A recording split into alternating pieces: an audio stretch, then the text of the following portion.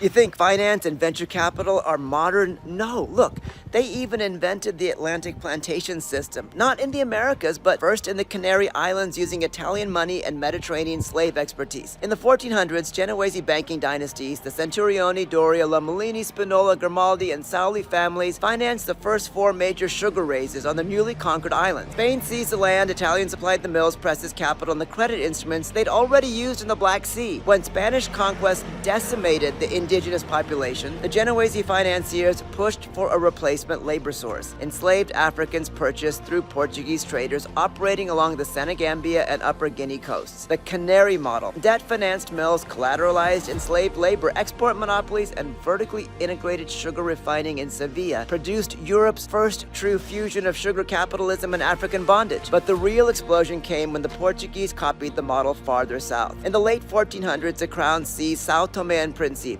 uninhabited volcanic islands perfectly positioned off Central Africa. Here, figures like João de Paiva, Álvaro de Caminha, and Fernão Gomes built plantations at industrial scales fed by massive capital flows from the Congo, Angola, and Dongongo and Benin regions, supplied by African rulers and warlords who traded captives for Portuguese weapons and alliances. São Tomé became the world's first large-volume sugar slave complex, 24-hour mills, hundreds of workers per estate, and direct royal licenses for unlimited slaving voyages. By the early 1500s, São Tomé outproduced the Canaries, Madeira, and even early Caribbean attempts, proving that Europe could run a high-yield, high-mortality, African-supplied plantation system entirely offshore. The Atlantic slave trade wasn't born in the so-called New World. It was engineered by Italian financiers, Spanish conquerors, and Portuguese slavers, perfected first in the Canaries and then industrialized.